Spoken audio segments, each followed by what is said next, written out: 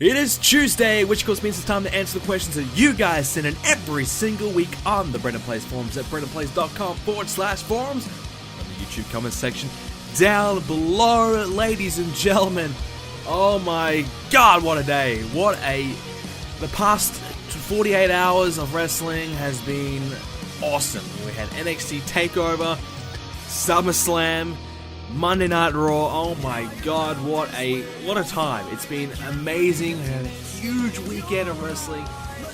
Man, it was awesome, just awesome. So this week's Raw was amazing. I thought SummerSlam was pretty good. I did enjoy it, and NXT Takeover obviously was phenomenal as well. So big week in wrestling. As well as that, WWE 2K16, 18 new people have been announced for the game as well. So keep an eye out for that. More and more people keep getting announced all the time. New screenshots has been released as well. There was the Cesaro and Kid and the Vaudevillains. There was some gameplay of them. So keep an eye out for that. That was on my channel as well. I put that up on my channel, talking about that and some photos and things like that on the website as well. So some huge 2K16 news as well. It's been crazy. It's been a wild week, and it's been pretty awesome. So it's a good time to be a wrestling fan, I suppose. So this week on Let's Talk Tuesdays, we're going to get through all of the things I just mentioned. Lots of things happen on Raw. We'll talk about that. I'm going to run through all the SummerSlam show, and obviously talk about 2K16. I might even mention a few things about Universe Mode as well, because the Royal Rumble is just about to come out as well. So some big times for my channel as well. And we're almost at 30,000 subscribers as well, and we're doing very well on Spreaker. The show is now number 3 for wrestling shows on Spreaker. I just checked that earlier. I was pretty happy to see that. So very close to hitting that top spot. I actually don't know how the Spreaker rankings work, because statistically my show is way better than the people in front of me, but I don't know. But it's a weird situation. But hey, we're doing well. We're in the top 5, top 3 now, which is awesome. So the show on Spreaker is doing well. Nearly at 30k subscribers on the YouTube channel, which is amazing. So I want to thank each and every one of you that has been supporting the channel, supporting Let's Talk Tuesday, supporting everything. You guys are awesome. SummerSlam. Let's get straight into it, shall we? So SummerSlam, overall, I probably gave it like an 8.5 out of 10. I definitely enjoyed it. 4 hours. Did it feel too long? I don't think it felt too long. I just feel as though it was 4 hours. In the future, I would like to see them take SummerSlam to a bigger arena. Having it in the Barclays for 15,000 people just felt as though they could have extended and made it even bigger than what it was. You know, a 4-hour show, it's this big, huge show. The second or third biggest show, however you want to see it. Is the Royal Rumble bigger or not? I don't know. But one of the biggest shows of the year, and just in a small arena like that, to me personally, I would like to see them maybe take it to an outdoor arena. I'm not sure if that would be possible, but try and get something bigger and, try and fill it up, because just 15,000 in there for a big 4-hour show that's meant to be one of the biggest pay-per-views of the year just feels as though it's not enough. Considering NXT, just like an NXT show, got 13,000, or maybe even 15,000, I think. I mean, it just feels as though, they should have tried to up the ante a little bit more there, but it is what it is. That's just a small thing. But to me personally, I would like to see SummerSlam taken to that next level and be on the level of WrestleMania, because WrestleMania, whilst it's the biggest show of the year, SummerSlam is like the second biggest, or at least the biggest in the summer. So they should be trying to capitalize on that and make it bigger than what it was. 4-hour show is a good start, but also if you're going to make it 4 hours, make it bigger so more people can get in there. And I think they'd be comfortably able to sell out, a bigger arena for SummerSlam. So, especially if they take it to the New York or LA market, I think they could do that. So, that's something that I would like to see in the future. But overall, SummerSlam, I definitely enjoyed it. We'll kick it off with the opening matchup. I haven't got it in front of me, so I'm just going off memory here. But there's not a lot. Some of these matches I don't really have much of an opinion about, like Randy Orton versus Sheamus. I think Sheamus won, if I recall. No real opinion on that. Whatever. Sheamus gets the win. Try and establish some more credibility for the guy. And as soon as Sheamus won, I got the feeling, no, that he won't be cashing in. I think that kind of took out any possible cash into my opinion, because last time we saw Rollins cash in, he lost earlier on the night to Randy, and then he cashed in. Obviously, it's possible that Sheamus could go 2 in a row, 2 in one night, but You just got the feeling that perhaps that wasn't going to happen, and of course it didn't happen. So that was that. We had the Fatal 4-Way Tag match. It was great to see the New Day win the titles back. I thought that was a great move because, and we're going to talk about the tag division a lot in this episode, obviously with Raw, but I felt as though the primetime players were doing a decent job, but I think the New Day have just been on fire. They are honestly my favorite thing in the WWE right now. Every time they come out, I'm just laughing my head off at all the crazy, stupid shit they do. It's just awesome. They are fantastic. And I hated them in the beginning. When they were baby faces, they were just awful. It's just so forced upon us. Now they're just natural heels, and they're just playing up on it. And they've been given a lot of freedom and been allowed to be creative and do these weird and wacky things. And it's really working very well. And their chemistry is really shining through. So I think the New Day are just on fire right now.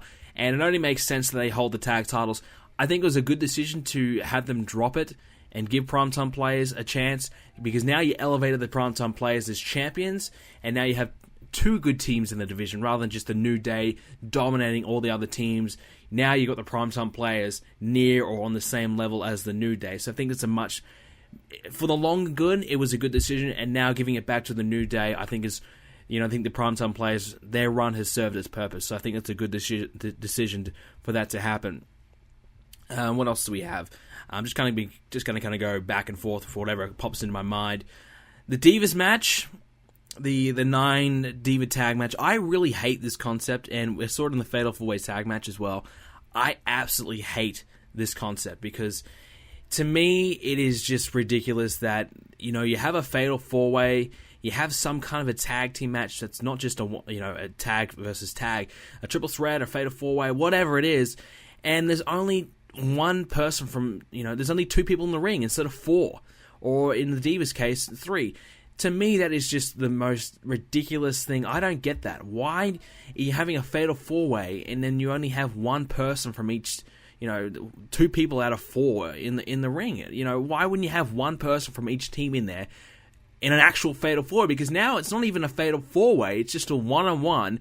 In every situation is just one-on-one, and then you can tag in another team to make it, again, another one-on-one situation. So it's just, to me, it's ridiculous, and I don't know why they do this concept. To me, it's never really worked that well. I haven't really seen a tag team match in this concept work that well, and wouldn't it be cool to see a Fatal 4-Way, a Fatal 4-Way tag, and it'd be chaotic, it'd be crazy, it'd be hectic, of course.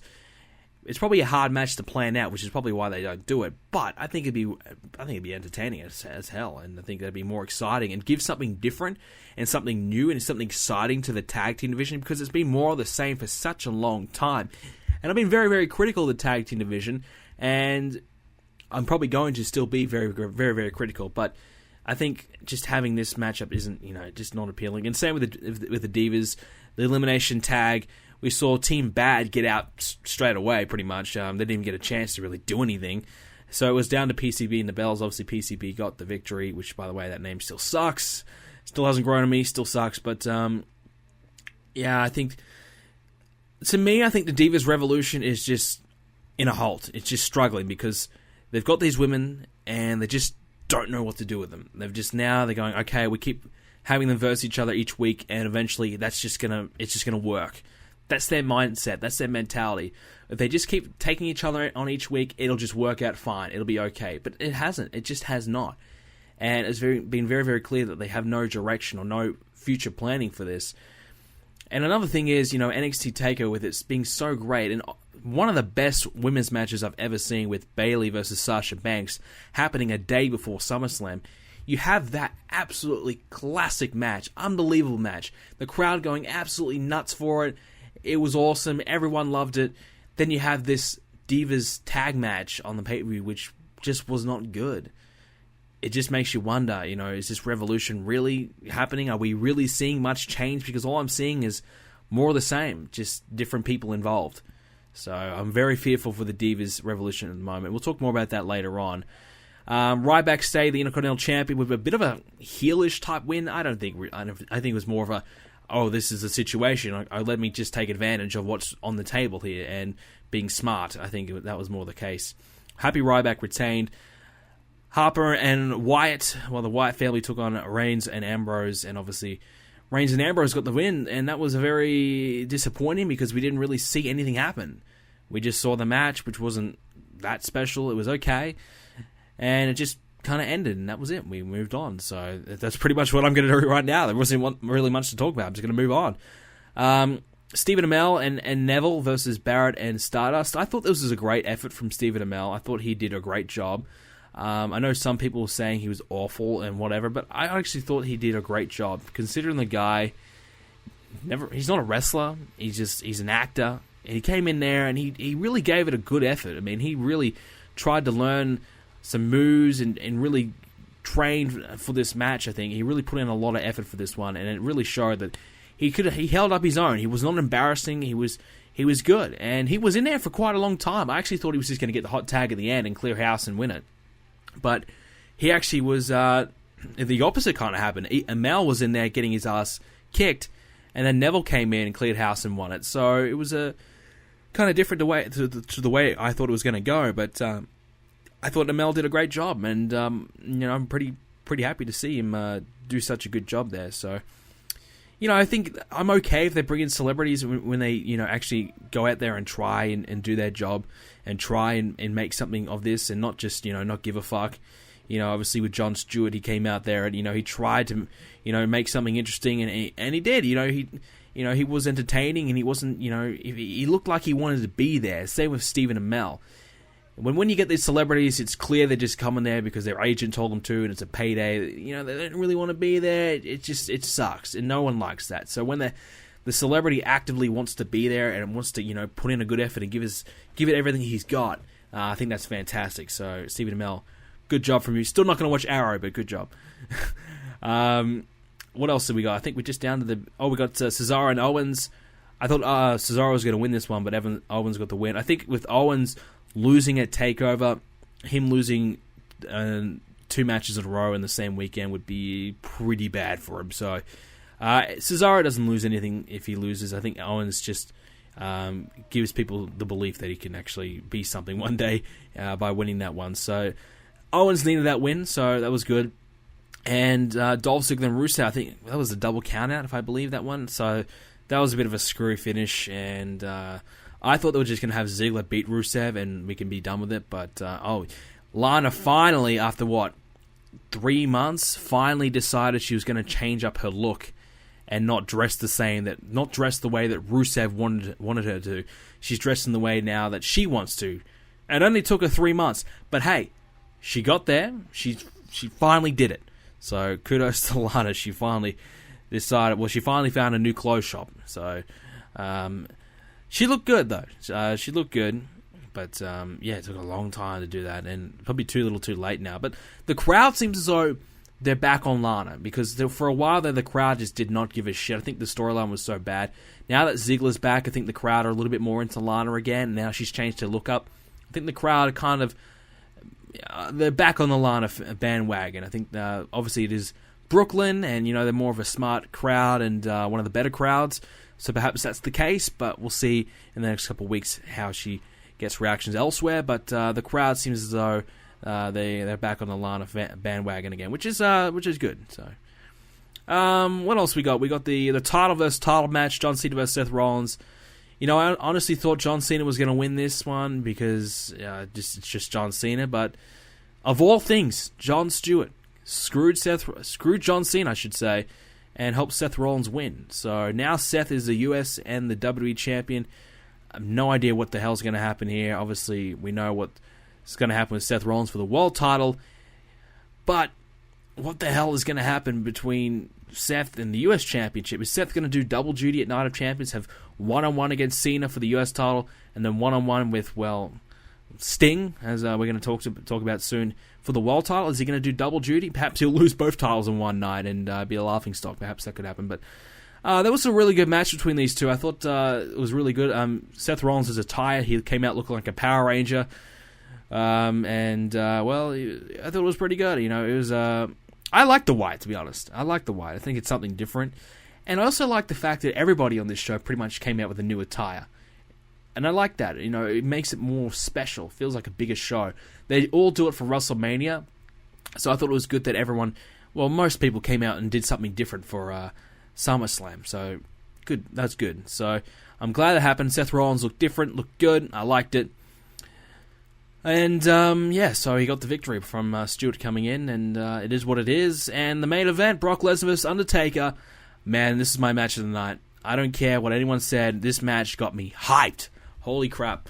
On the edge of my seat, I thought this was fucking phenomenal because it just felt like a big match.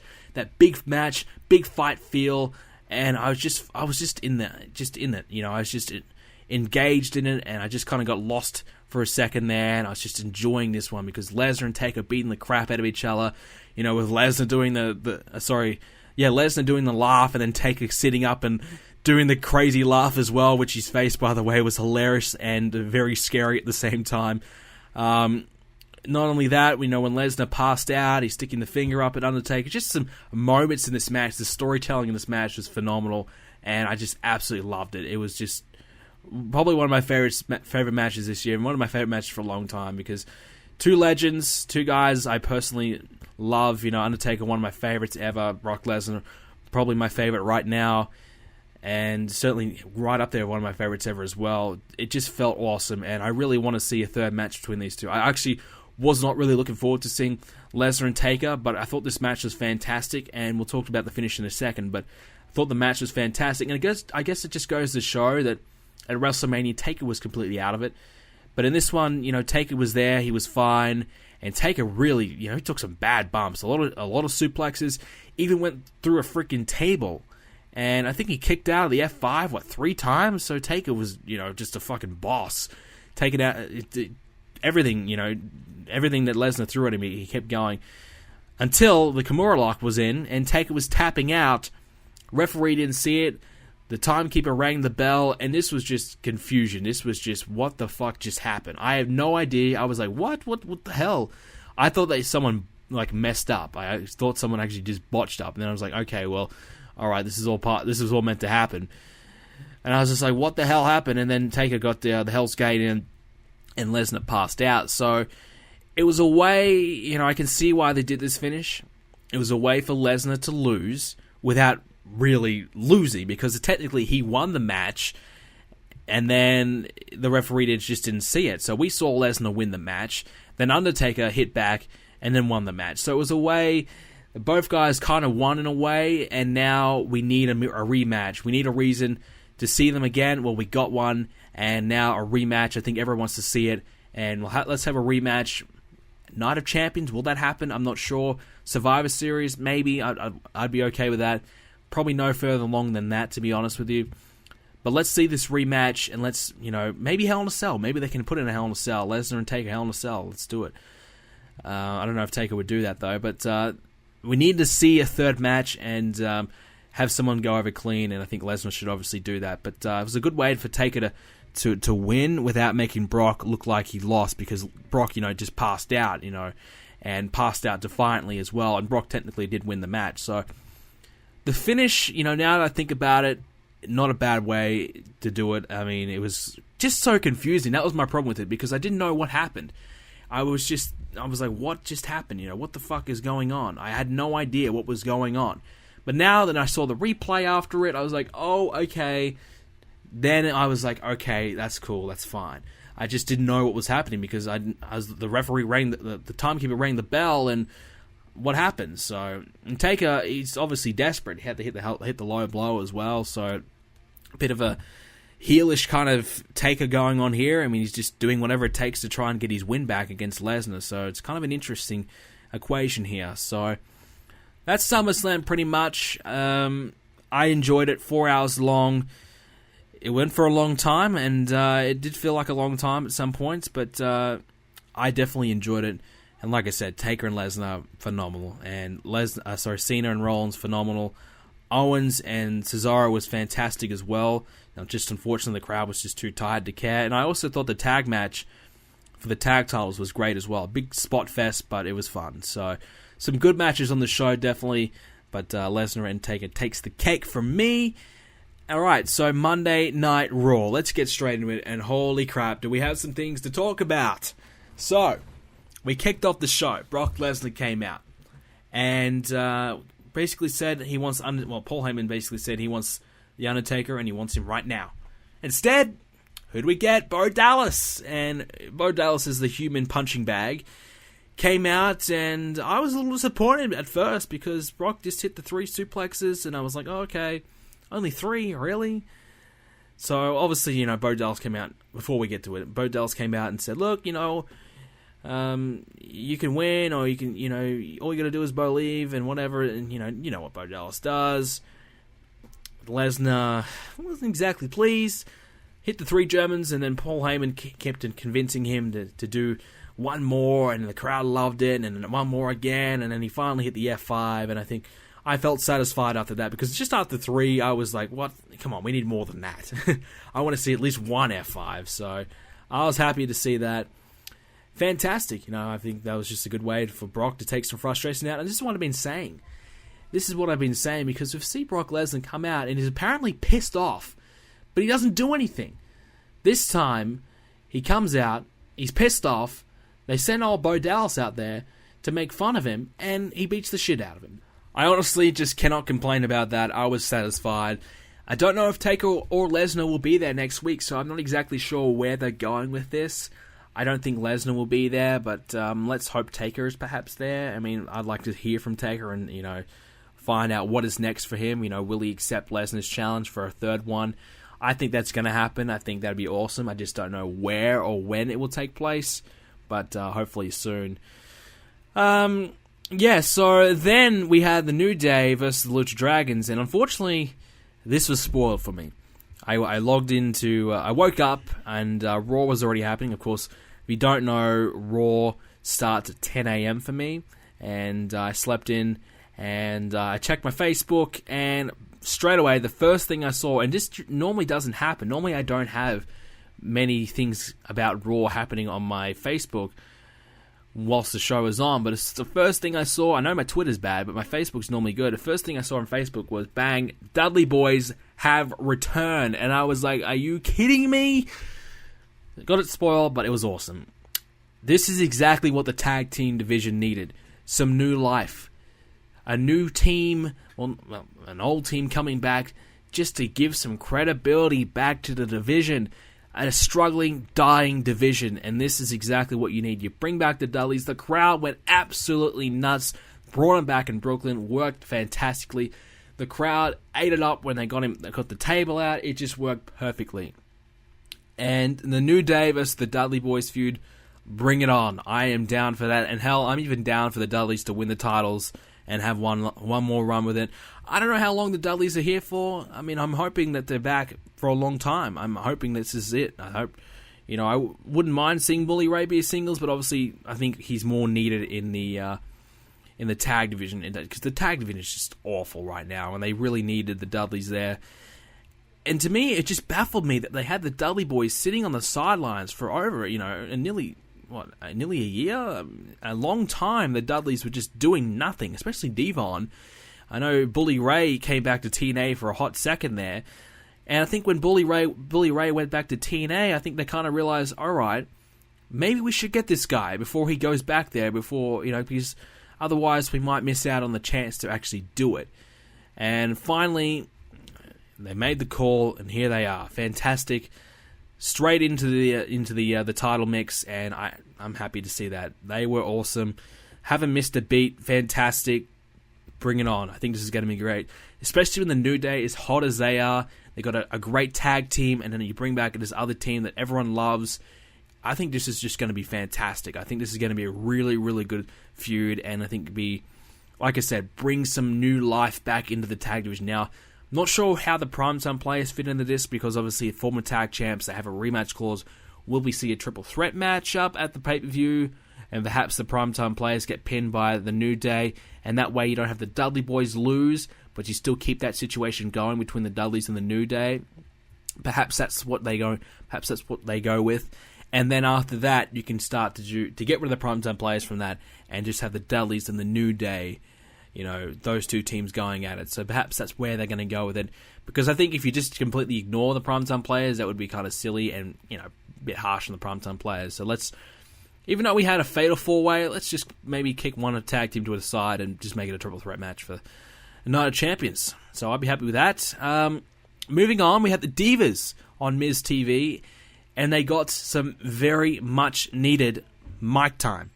This is one of the things I was talking about last week, and when I was worried about the Divas Revolution, how bad it's happened, what's happened to it already, and how I'm concerned that the Divas Revolution could be done and dusted already. Because I just felt as though there was no storyline. We didn't really know much about these girls that had come up. We don't really know why they're fighting. I know they just want to start a revolution, but, why? What are these things? And they got some mic time, and this is something they really needed. Even if it wasn't really to progress too much, it was just kind of a bit of back and forth banter between the Miz and the girls and whatever. And then out came the Bellas, and both teams just basically talking about how great they are. I think it's just something, and I think this is much needed, and let's hope they can build on from this, because they need something, because the storyline they've got going on, just having each other versus each other every single week in various singles tags, six-mans, you name it, it's just not working, and they just need to do something different, because we know that given the time and the talent, we can see Sasha Banks and Charlotte and Becky and Paige. They can really tear it up. They can really do a great job, and we know Natalia's great as well. We can bring her back into the mix later on, and there's plenty of divas there that can work, and there's plenty of divas that can really put on a great matchup. Just look at NXT. How many times we've seen awesome, epic matches from NXT that we could see from the divas on the WWE roster, but it just doesn't happen. So the way I see it, I think the way to go is you have one person from each team compete in a triple threat match at Night of Champions for the Divas Championship. Sasha, maybe Paige, and Nikki for the title, and just get it over and done with. Get someone the belt. Perhaps you give it to Sasha. Perhaps you give it back to Paige. I'm not sure, but I think Nikki is definitely dropping that title very soon. Perhaps even a day after she becomes the longest reigning champion or something like that. The week after, or something like that. Very soon, as soon as she passes AJ Lee's record, she's dropping that title. And they just need something. They're just missing something. And more mic time, develop some kind of story, some kind of reason for us to cheer for each team. Because why should we like PCB? They've got pretty long hair and, different colors, and they're all different from different backgrounds, and just kind of three different girls in one team. Why should we like them?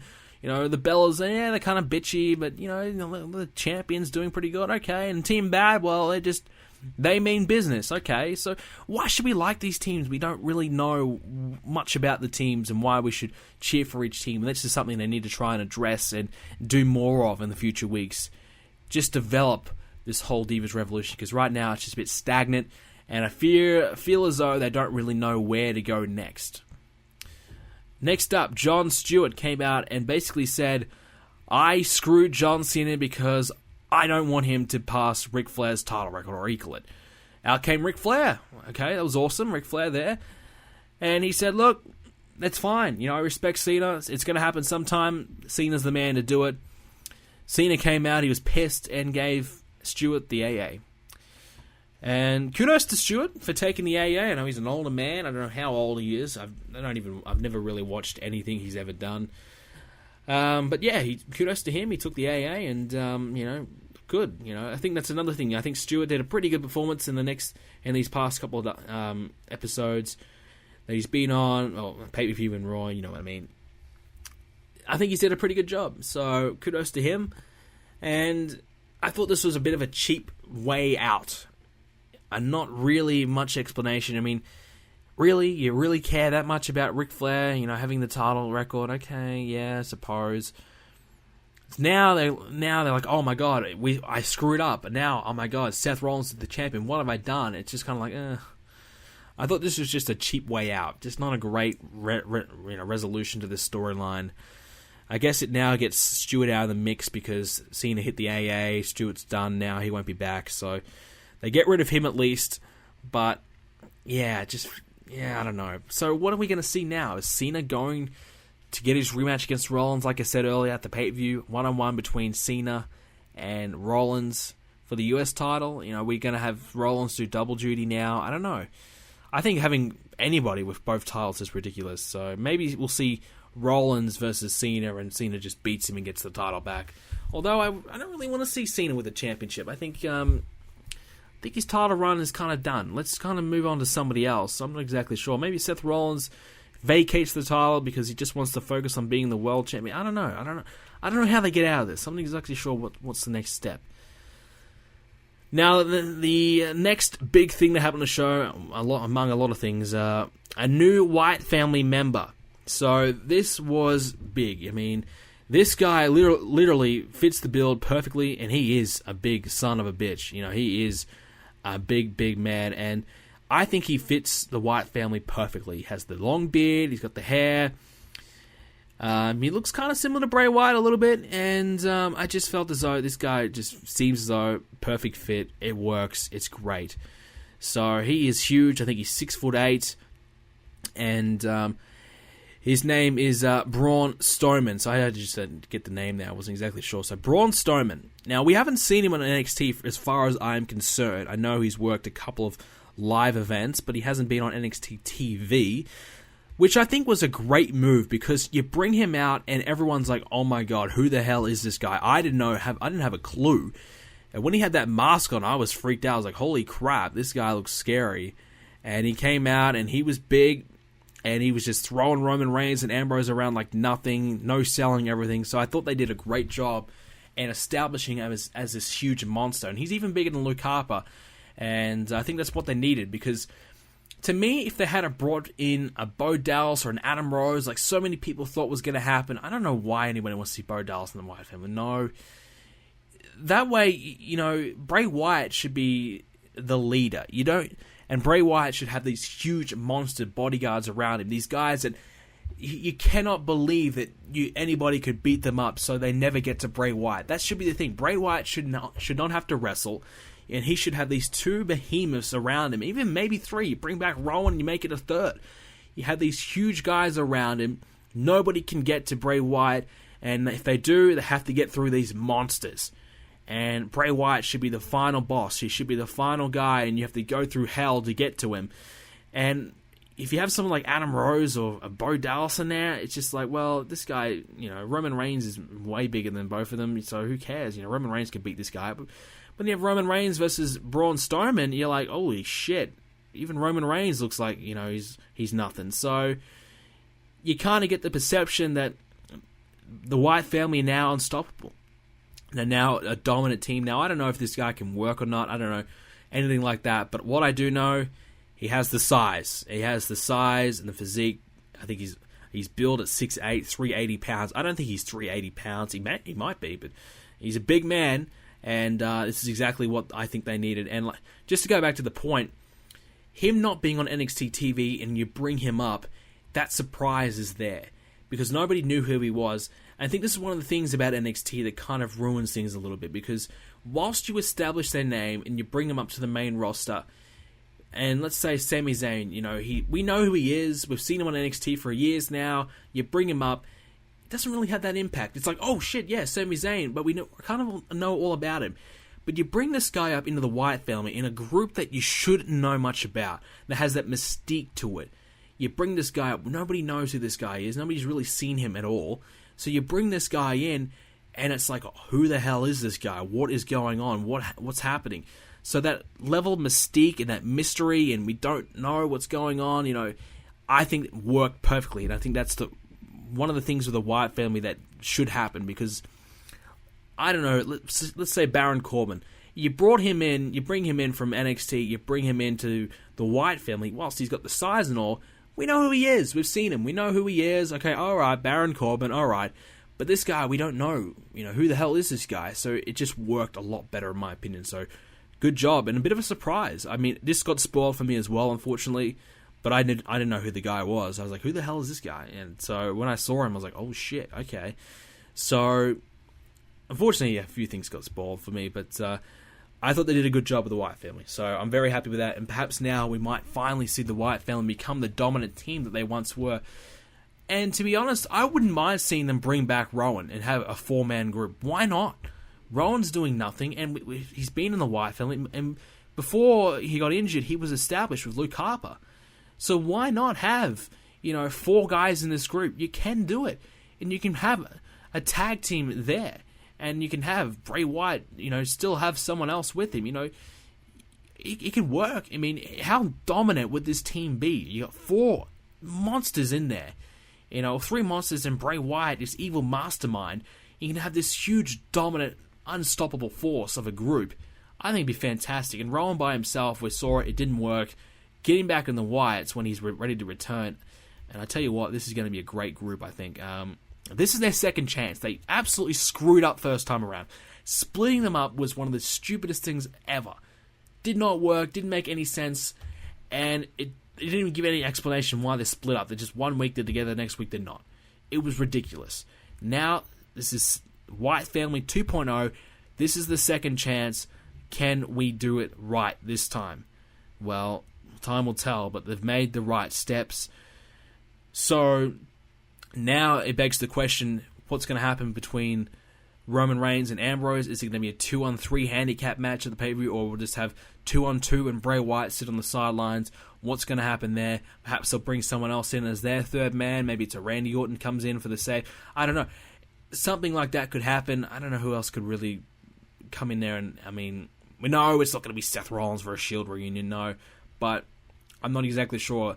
I think a 2-on-3 would be better, to be honest with you, because it would just give you that feeling that this is like they're in, way out of their depth here. I think it'd just be that kind of situation, a handicap match. You have the unlikely baby faces versus unstoppable trio. I just think that would be much, much better as a storyline and for a match type, because it would really say that they are against the odds, and Bray Wyatt has pulled off this master trick, master stroke, and he's just how great is Bray Wyatt? He's got an extra guy. Now they have the advantage, and they've got no one else. I think that would just be much, much better, in my opinion. So 3-on-2 at Night of Champions.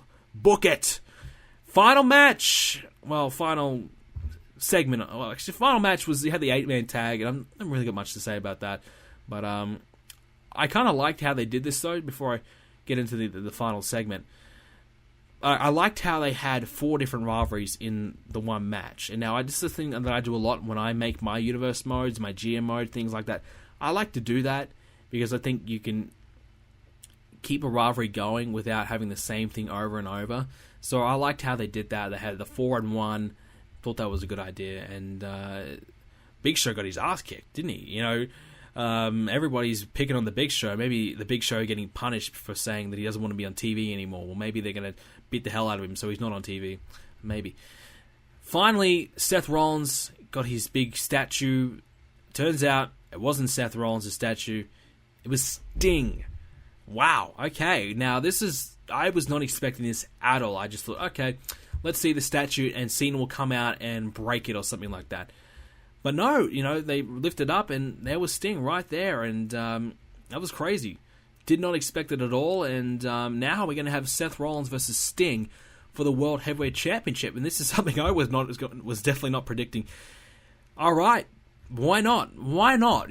Look, Sting, last time we saw him, it was catastrophe. It was horrible, so poorly built. If they have Sting on every single Raw and they build this up and they make this special, this would be a nice match for Night of Champions. I don't think Sting's going to win, to be honest with you. I think Seth Rollins will survive somehow. But this is a great way just to use Sting. Why not? The guy can still work. Who else is there for Seth Rollins to face? We've seen John Cena and Seth Rollins enough, and everybody else is kind of busy. So this kind of just makes sense. You bring Sting in. Seth Rollins, he's a great worker, and he can really sell for Sting and kind of carry. I'm not going to say carry him, but help him have a much better match than probably what he could have with someone else. I know a lot of people thinking Sting and Undertaker is still going to have it happen, but if you have Sting and this is his legit final run, his last year, why not have him in a couple matches? First time ever Sting competes for the WWE World Heavyweight Championship. I think that's a big match. I think that's a big build. And I think that'd be kind of cool. I mean, it's on a small pay-per-view, so who really cares? Why not? Let's do it. It's a bit of fun. Who gives a shit? So I think Sting and Rollins, I'm looking forward to it. Great return. I know there was some heavy rumors around, and the crowd was pretty good. I mean, it was very late in the show, obviously, so they've already seen some huge returns with the Dudleys and whatever. So I think they may have kind of been expecting Sting might show up as well, so I'm not exactly sure. But it was a decent reaction. It wasn't obviously the loudest on the night or anything like that, but I thought, I just thought it was a nice surprise. I know there have been some rumblings that he might show up at SummerSlam. It didn't happen, but here he was. So I kind of heard a rumor that he was going to show up on Raw, but once they kind of got through majority of the show, I didn't even think for a second that he was going to pop out. I didn't think Seth Rollins and Sting would happen. It's very out of the blue. It's very kind of like, oh, what the fuck? But I'm sure they'll have Sting. Well, maybe, I don't know. It was last time we had Sting debut, and then he didn't show up again for another 3 months. So maybe he won't show up on next week's Raw to explain his actions. So let's hope they actually rectify that this time and actually have him do that. But last time it didn't happen. So let's hope they have that. I mean, Sting didn't talk for about 6 months.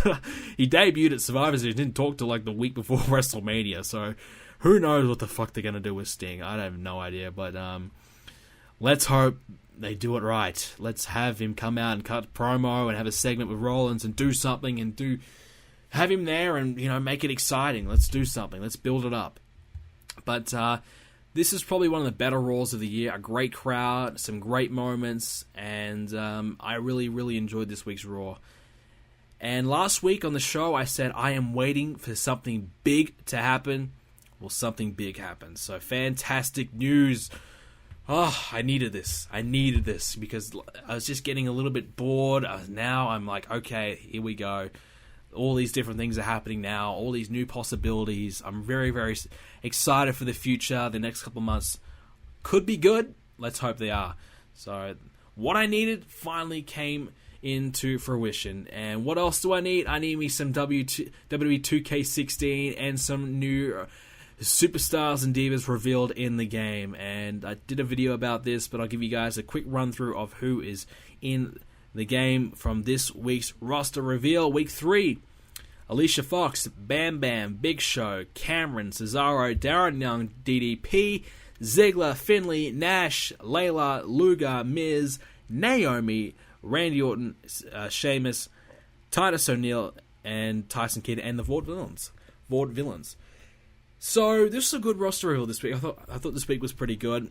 Now, once again, a lot of people are asking me, what's the go with Bam Bam and Finlay and all these guys back in the game? And, this is just, like I said last week, this is an easy way to keep piling in the numbers, because they were DLC for 2K15. Some people may have not played as them, so I think some people will be like, alright, cool.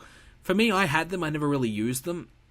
But if you've already made the character model to suit your current graphics and everything like that, your whole game, these characters are done already. You may as well just throw them in there. Why not? It would be stupid, not to have them in there, because you got extra legends that you can use. And why not? Why complain that you have extra people in?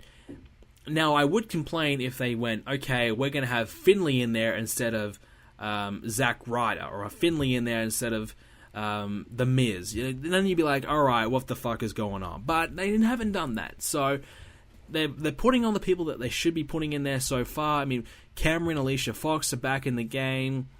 Layla's back in the game, even though I think she's retired now, so it's kind of like, alright, well, won't even use her anyway.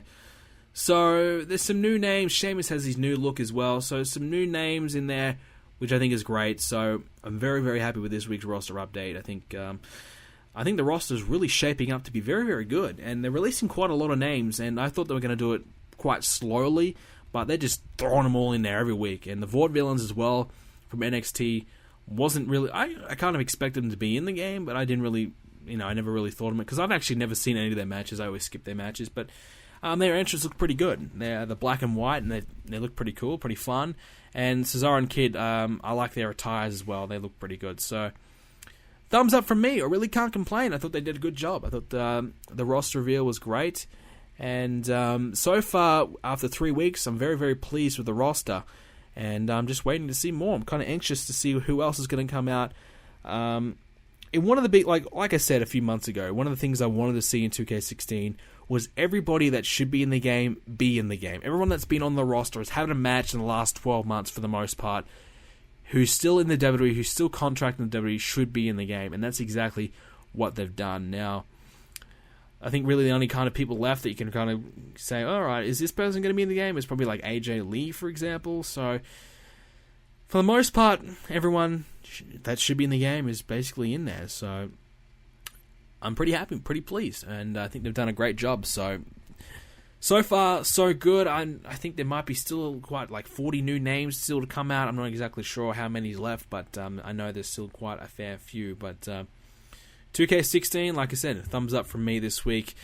Alrighty, so this week, what is Brendan playing? Once again, I'm still in my gaming rut. I still haven't played anything. I mean, this week was more of the same as last week, just more making videos. I might use this as a what has Brendan been doing this week again. So this week we did, and we'll talk about the Royal Rumble as well. So this week we did the Royal Rumble pre-show. We did this a few nights ago. I had myself and two guys off the forums, Mondo and Lunatic Ginge, and they're two good friends of mine, and they've been on the forums for a long time and contribute a lot, and they are quite knowledgeable about the series. You know, some things they weren't exactly sure about, but for the most part, they were very, very good. And I thought they came off as very knowledgeable and I thought they did a great job in the pre-show. So we did like a half an hour pre-show. I wanted it to be 20 minutes. I think it turned out to be about 35 minutes in the end. So it's a bit longer than what I wanted it to be, but it turned out to be great. I thought I just thought it was great. I just really, really enjoyed it, and that'll be coming out in the next week or so. But I just thought it came off really well, and this is something I wanted to do for a long time. I really want, my universe mode, I take good pride in it, and I really, really, really enjoy it.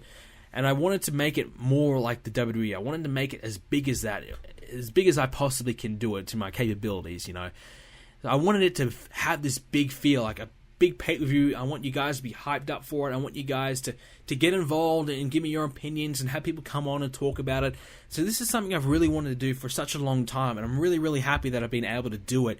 And I think it came off really, really well, and I think you guys should enjoy it. So what it will be is about 35, 36 minutes of us going through and analyzing, and I'm asking them questions about the matches and future storylines and their predictions and things like that, and just talking about Universe Mode and different things about it in general. And then after that, we have a pre-show match. So we're going to have the Usos and the Miz and Sandow take each other on for the World Tag Titles as well. So you guys get a match at the end of it as well. So I think it's going to be fantastic, and I really hope you guys get on board, because I would like to do more pre-shows in the future. And this idea just kind of came up a few weeks ago, and I just thought, okay, yeah, let's just do it. Let's jump on it and let's do it. And the way we did it, actually, I kind of planned. I wanted to have like a whole day of planning. I wanted to plan out my questions, plan out what I wanted to say, and instead, what happened is everyone that I wanted to be online was just online right then, and we planned to do it the next day, but unfortunately, Monda's from America, Ginger's from the UK, so just time restrictions and time zones and things like that was crazy. So we just said, all right, screw it, let's do it. And I did it at 3 a.m. in the morning. I wrote out all my questions, like 3 pages worth of questions in about 10 minutes. And we just kind of went, fuck it, let's do it. And I think that's probably the better way to do it. It just turned out great, felt natural, felt good, and I really, really enjoyed it. So hopefully you guys should enjoy that as well. Oh, I've been playing a lot of Black Ops 3. Now I remember what I've been playing. I actually have been playing a shitload of Black Ops 3. Obviously the beta is ended or just about to end as well, so unfortunately I can't play that anymore, but Black Ops 3 is good, and I did a video up on my channel as well. I hope you guys did check that one out. Nice little change of pace, but a throwback as well to the olden days of Team Headshot. So that was fun, and I'm digging the Black Ops. I've been streaming that for the majority of the week as well, and the loyal fans have been coming out and watching that and enjoying that as well. So Black Ops 3 has been great. Universe Mode, Royal Rumble, obviously coming up as well, so I've begun working on that. That's like my weekly project this week. I've nearly done the promo as well. I need a couple more clips for that, throw them in there, and that'll be done. So Universe Mode, Royal Rumble, I think it's probably still going to be another week, maybe a week and a half away. I've still got a bit of work to do on it, and got some other things as well going on. I have an exam this week. Ugh. You guys know the feeling, but so I've got a few things I've got to do, but I'm hoping to have that out as soon as I can. And after the Royal Rumble, I really want to just pump out the episodes heading into the Elimination Chamber, because I really just want to get it done, because I'm fearful that I might not make it to WrestleMania, which is the goal. So I'm just going to keep pumping it out. I'm just going to really, really try hard. maybe daily universe mode for the next, well, I only need to do 8 days and I'd be at the pay-per-view, wouldn't I? So try and get universe mode, within 2 weeks, try and get to the next pay-per-view and then go from there. So it's going to be a bit difficult. I've got a lot of things coming up, but obviously, again, I don't want to get to the new game and be 2 weeks away from WrestleMania and just be like, oh, okay, so I need to try and finish it up and get that done. So, and obviously I want as much time as I can to make WrestleMania as good as I possibly can as well, which is going to be a crazy show. So let's try and do that. And that's pretty much it for this week. I watched the new Walking Dead show, Fear the Walking Dead. I just saw the first episode of that, and I don't know how to feel about it just quite yet. I think it was a little underwhelming. Not a lot really happened. We just kind of established some things, and the breakout is finally establishing at the end of the show as well. Spoilers alert, but I'm a little bit skeptical about it, so I'll give it a chance. But I probably will watch the whole season because I love The Walking Dead, so I'll give it a chance. And nearly finished season 3 of Sons of Anarchy. And by the way, Sons of Anarchy is a fucking phenomenal show. Oh my god, this show is incredible. If you have not watched it, do it. Do it right now. It is amazing. So let's move on to this week's voicemails. We'd actually got some voicemails this week, and of course, some of your questions from the YouTube and the Brendan Plays forums. Hey, Brendan, Jordan from South Carolina here. And this isn't really a wrestling question per se, but I just want to get your opinion on former Diva China, quote-unquote, bum-rushing Triple H at Roddy Piper's funeral. Do you think there's an angle she was trying to get, or do you think she was really trying to reconcile with Triple H over the past? Well, come on, it is China of all people, so China is a train wreck, and Triple H did the right thing and trying to get rid of her and disassociate himself with her. The WWE, they don't want China back. It's simple. And I don't think anybody really wants to see China back. Would you honestly be happy to see China back? I don't think so.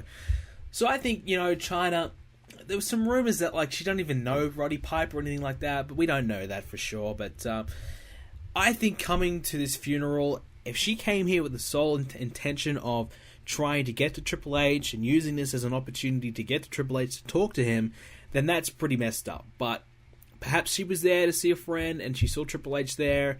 I see remember her friend, and she saw Triple H there, and she thought it'd be a good situation to kind of clear the air.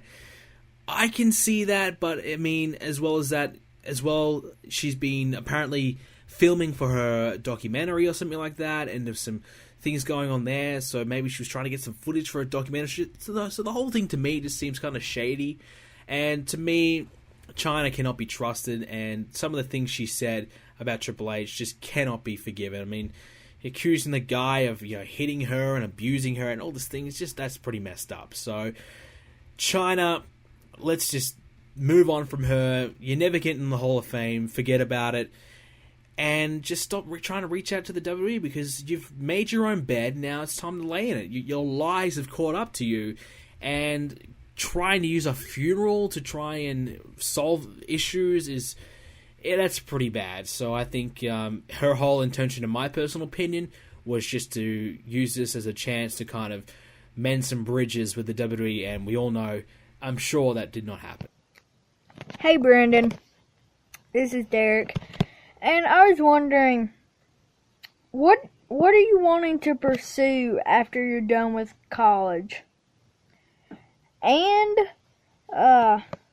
do you ever think that they will bring any retired belts back into the picture?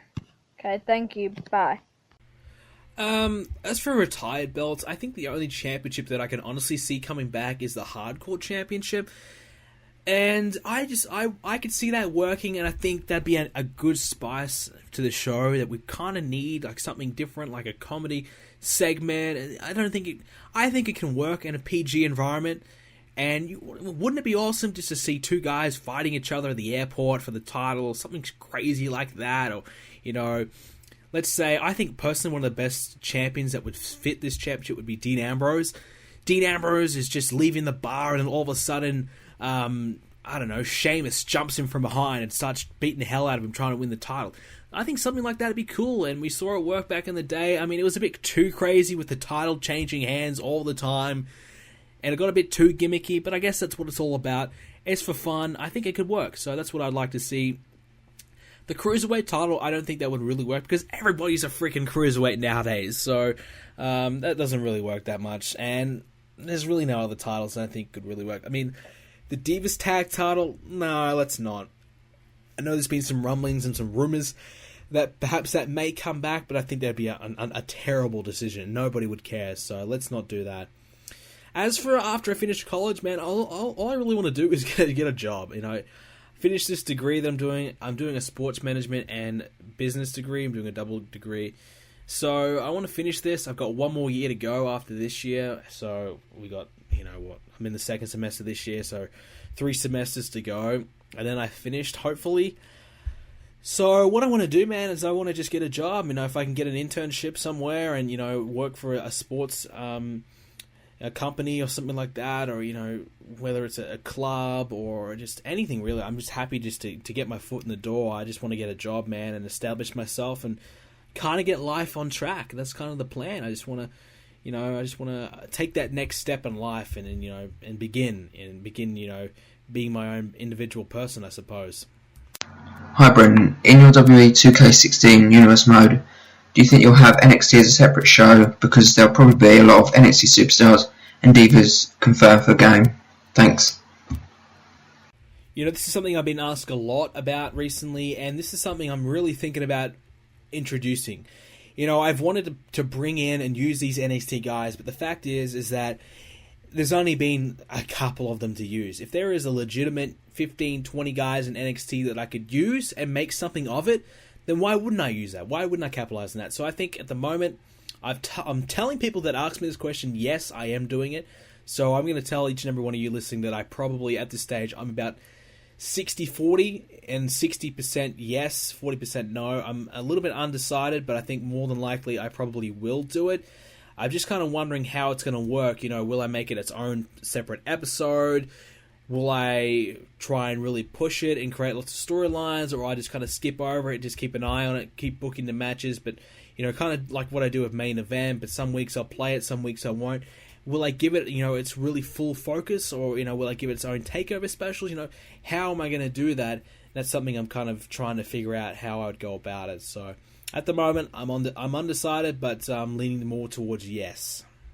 Alrighty, that's the voicemails this week. We actually had a lot more, but of course they were about who do I think is going to win this match, what do I think about this that I've already answered. And some of them, some potato mics in there, guys. Some of the mics are not exactly good. Sometimes I couldn't hear what you're saying. Your mic was too low. Other times it was too high and it was just crazy. So fix the microphone, guys, and try and get back to me next week. So I appreciate the voicemails this week. Plenty of other questions to get through. So the first one comes from Paris Pierce. What would you have Damien Sandow do? Pretty simple. Just use the guy. Doesn't matter what you have him do, whether it's a tag team or singles, comedy gimmick, whatever. Just use the guy. Having him sit there and catering next to Zack Ryder and Heath Slater in the Ascension, what's the point of that? Why do we want to do that? Let's actually use the guy and do something with him. Next question comes from J-Boy in the house. He wants to know, will I give Stardust a push in Universe mode? Probably when I have the better version of Stardust, I'll definitely be using him a lot more. He's in a tag team with Goldust right now, and I might, I'm obviously going to keep that together because I need some more tag teams, but perhaps in the future I will give him more of a chance. I don't really like Stardust, to be honest with you, but I'm definitely going to keep using him in Universe mode, though. This one comes from CM Pipe. What are your thoughts on the recent Hogan comments about him still being in the W2K16 game? Now, look, I can understand why they took him out, but I personally think they might still bring him in. I think they might just subtly put him in. They won't announce it, they won't have him, anything like that, but they'll just keep him in there. I mean, why not? These comments are going to blow over. Hogan's already getting booked for other things. I know he's doing this celebrity Big Brother thing, and he's just getting booked for other things. It's only been a few weeks. So I think give it 3-4 months, nobody really care anymore. They're like, alright, we've moved on now. So I think it'll blow over. It wouldn't surprise me if they just patch him in one day, and there he is, it's Hulk Hogan, and they don't really announce it, or you just buy the game and there he is. So it would not surprise me if that's the way they go about it. And, why not? Why do we really need to take him out of the game and, take him out of existence? I don't think so. I mean, firing him was probably the right thing, or taking him off Tough Enough and taking him off TV. But really, taking him, giving him the Chris Benoit treatment was just ridiculous. So I think he should still be in the game. I don't know if he's talking shit, though, because Hulk Hogan is a legitimate shit talker. He is a compulsive liar, so it's hard to believe anything he says. So if he's saying he's still in the game, I would say he's not in the game. Alright, next one comes from Bacon Assassin. Oh man, this is Bacon Assassin Gaming. Okay, Bacon Gaming. What did I think of the Apollo Crews debut, and do you think in the far future he may become the first black WWE champion? Yes, I do. Apollo Crews, I watched him. I watched the debut. I didn't mention it earlier on. I kind of forgot, but it was quite kind of a forgettable debut. It wasn't that impressive, but this guy has the look, and he just seems as though he's charismatic from the way he looks, the way he moves. I think this guy, to me, screams star. There's not a lot of guys in NXT that I say this guy can be something, but I think Apollo Crews can be something. 6 foot tall, 240 pounds or whatever. He's got the size. He's got the look. I don't know if he can talk, but I think for the most part, yes. So I think this guy can really be something. And let's be honest, I don't even know why we haven't had a black WWE champion yet. That's ridiculous in itself. But I think Apollo Crews could certainly be that guy. I think he seems as though he's like a bit like a Bobby Lashley to me. A little bit smaller, but I love Bobby Lashley. I thought he was great. Obviously, he had a voice of nearly a woman, and he had the least intimidating voice of all time, next to Brock Lesnar and probably Mike Tyson. But he had the size, he had the intensity, and everything like that. So if Apollo Crews could be something like that and have that intensity and be awesome, I think the kids will like him, and I think he could really go far. I think the guy is great. I like the theme he's got. I just want to see more for him, so I'm looking forward to the next NXT show. So I'm going to keep my eye on him. Bailey 14, honorary member of the BPZ shit list, wants to know the Dudleys are back. Well, where have the Dudleys been? As far as I'm concerned, I thought the Dudleys, they've just escaped the earth for the last 10 years. Nobody's heard or seen the Dudleys for 10 years. Where have they been? Did somebody kidnap them and they finally escaped their kidnapper like 6 months ago, and they appeared at the Royal Rumble, and now all of a sudden they finally found Devon. He's been missing as well. They finally found him. They're bringing the band back together. I mean, where have they been? I haven't seen them for 10 years. That's what the WWE wants you to believe. Now, the Dudleys are back. Now, should they try to put the New Day over or take the belts? And what do you think of the New Day versus Dudleys versus Hardys at WrestleMania 32 in a TLC match if the Hardys come back?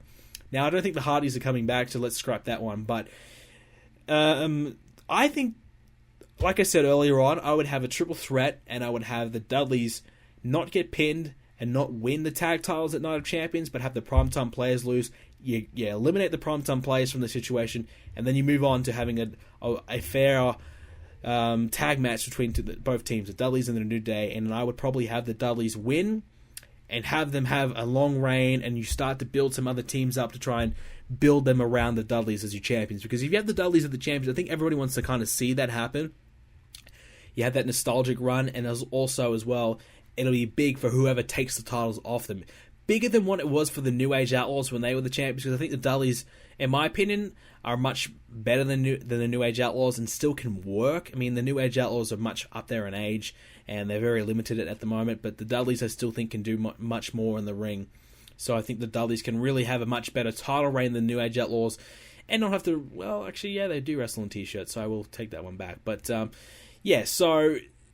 I think the Dudleys will hold the titles and probably maybe drop them, maybe at WrestleMania, maybe beforehand. I don't know. We'll see how far they go. But first of all, we need to know how long their contracts are. Are they in there for a year? Are they in there for 6 months? Are they just a short-term pay-per-appearance deal? I don't know what's going on.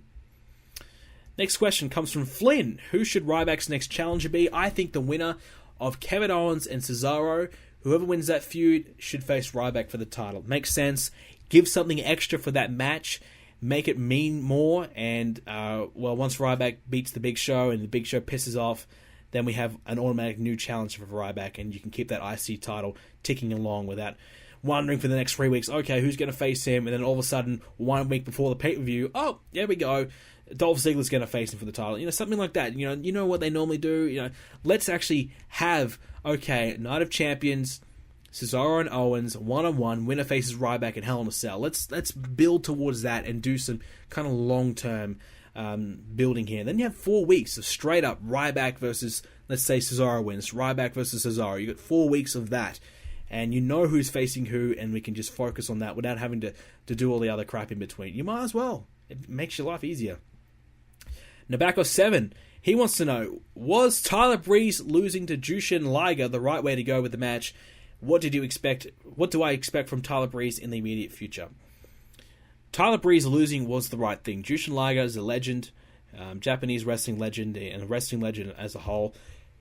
You don't bring a guy like that in for one-shot deal and have him lose. He was there as a nice little thing for the crowd.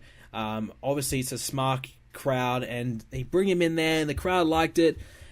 Tyler Breeze, at this point, him losing doesn't mean anything. It doesn't affect him at all. It's not a big deal at all. So him losing, who really cares? So, Tyler Breeze, where do I see him in the future? I think Tyler Breeze is one of these guys that has just suffered from being other people. Every time someone else gets signed to NXT, he goes further down. And once everyone else has moved up, then Tyler Breeze starts to get thrown in the mix again. You know, when Zayn was out, all right, here comes Tyler Breeze. You know, he's a guy that can fill a spot when the other guy is not there. So, to me, I think Tyler Breeze is kind of just in limbo until he gets called up to the main roster. I don't personally really like him that much. I think he's okay. I mean, the gimmick to me is not for me. It's not a gimmick that I would really get behind. So, I suppose that works as a heel. You know, I don't like the gimmick. I don't like the guy. I mean, yeah, so sure. But to me, him losing was the right way to go. Bring in a legend, make the crowd happy. NXT Takeover seems as though it was a very kind of let's send the crowd home happy kind of a feel. And I think it was the right move. He had a good entrance, though, at Takeover, I gotta admit. Another one from Nabakos. He wants to know, does Sasha Banks losing the title to Bayley mean that she's done with NXT? If so, what do you think will happen to the women's division with the three of the best wrestlers, Sasha, Becky, Becky, and Charlotte leaving for the main roster? Well, you have to bring other girls up. You have to start building more people. Nia Jax, I think her name is. Her coming in, that will give you the Monster Diva, that you can have that heel Monster Diva in the division. That's something different we haven't seen from NXT, so we can start building towards that happening. I think that'd be great right from the get-go. Nia Jax, this Monster Diva, you have her versus Bayley, who's this lovable babyface, this underdog babyface, versus this monster.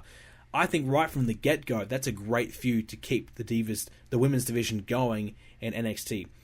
I think Sasha is now officially done with NXT. She might appear here and there, but I think for the most part, she has moved on. And, you know, they've got to move on at some point, but when you move on, you got to replace them with other women, and they don't really have that. They've got a few women there, but, you know, Alexa Bliss and things like that, but they don't really have much else. So Bayley there, I think it kind of rests on her shoulders now as the champion. She has to kind of keep this women's division going and kind of carry it on her back, so to say. So it's going to be a tough task for her, but they might have to sign some new women and bring some more onto TV and start building them up. Sandman wants to know, what's your opinion on NXT TakeOver Brooklyn? I loved it. Also, was it the right decision for Finn Balor to retain the NXT Championship? Yes, it was. Owens has moved up. He's been on the main roster long enough. Let's move him on from NXT. Finn Balor can be the face of NXT for a little while longer. I really enjoyed NXT TakeOver Brooklyn. I thought it was a great show, great crowd, and to me, it just feels as though NXT is exploding. NXT can legitimately become something huge on its own. And now they're announcing this new tour going to England. If they have a takeover in England, that would be insane. I mean, if they traveled the world and have all these different shows all around the world, I think it'd be fantastic. Not only because, you know, these wrestlers, they're in Florida, they're in Orlando, Florida all the time, wrestling there. Giving them this experience to work all these different crowds, I think that's a great thing and a must-have, you know, because sometimes these guys just get put in the WWE system and that's it. They haven't worked the indies, they haven't worked overseas, they don't know what a Japanese crowd is like, so they need to experience that. So having them go overseas and all these tours, I think is a great thing. And I honestly would love to see an NXT TakeOver a big 20,000 seat arena sold out in England for a big takeover live special. I think that would be awesome, and I think the English crowd would love that. UK crowd would love that. So I'd like to see NXT Takeover really kind of do all these takeover specials all over the world. I think it'd be fantastic. Make it a really global kind of brand, and take it everywhere. I think it'd be awesome. I'd take over in Australia. Bring it over here. Let's do it. I wish, but so I think that's probably the next step for Takeover, for NXT. Just kind of keep expanding it. But yes, I did love Takeover, and I think the future's bright for NXT. Even though they've lost some stars, they're still doing well. Apollo Crews coming in, obviously. I think they're still ticking along and creating and bringing in more guys to fill those spots. Final question today comes from Nabaco7 again. Jeez, he's got 3 questions this week. All right, he wants to know, starting your YouTube channel, did you expect that you would reach out to viewers from all over the world, like Greece? He's from Greece. Indonesia, etc., like that. How does it feel? I think it's pretty crazy, man. Like, honestly, to me, I only expected to kind of reach out to your English-speaking nations, your United States, your Canadians, your New Zealanders, Australians, UK guys, people from there, and all these other European countries that, speak these other languages, and them watching my shows, I think is astonishing. It's crazy. And, these Asian countries and South American, African countries, all these different nations, like, I looked at my my demographics and where people were watching from, and it's really all over the world. Like, you'd be surprised, all these countries that you wouldn't expect watching my channel. That's pretty crazy. Like, I think it's pretty awesome. Like, honestly, Australia is one of the least amount of, I think there's like 10 other countries that watch more than Australians do, so no one in Australia really likes me, so that kind of sucks. But it's kind of cool though, like all these different nations are watching and tuning in. I think it's very, very cool, and just kind of exciting just to have that. It's just and also on the forums as well, like the forums, I've been able to meet so many different people and talk to so many different people from all these different cultures and backgrounds, and I think that's awesome as well, because I get to know these people and kind of understand their life a little bit more and how their culture is, because that to me is just a nice learning experience for me as well, because I've never been overseas. I've never been able to experience all these different things, so getting to know people and talk to people that are from all these different places, I think it's just really, really cool. So yeah, it is. How does it feel? It feels awesome. So that's the final question in today's episode of Let's Talk Tuesdays. I hope you guys enjoyed this week's edition. If you did, if you're on YouTube, smash the like button right now. If you're on iTunes, leave a rating. If you're on Spreaker, give a love heart. Keep supporting the show, guys. I really, really do appreciate it. You can keep supporting the show by leaving a PayPal donation on the website or checking out our merchandise on the website as well. Brendan Plays t-shirts. They're pretty cheap. They're beautiful. I love mine. So go check them out. The forums as well is really heating up. I want to thank everyone that came out for SummerSlam. We had some extra people come along for SummerSlam. It was awesome. Some new people coming along. Really, really cool. Very, very close to reaching 1,000 members and almost ticking over to 900. So keep supporting the forums. If you haven't already joined up, please do so. I'd love to go and see you on there. What else we got? Like I said, 30,000 subscribers. We're probably going to be there by the time we get to next week's edition of Let's Talk Tuesday, so that'll be awesome. I want to do a big 30,000 subscriber stream, and I'm going to play some W2K15, and we might talk about whatever. So that's something I want to do. It probably will happen on the weekend, so stick around for that. If you are around on the weekend, I'll let you guys know what's going on. What else is there? The Royal Rumble's coming up very, very soon, so keep an eye on that. And so that's pretty much it. Follow me on Twitter at Brendan Plays. Like me on Facebook, Brendan Plays Official. And keep checking out the shows and keep supporting the channel and keep being fucking awesome. Guys, thank you so much for watching, and I will see you all next Tuesday.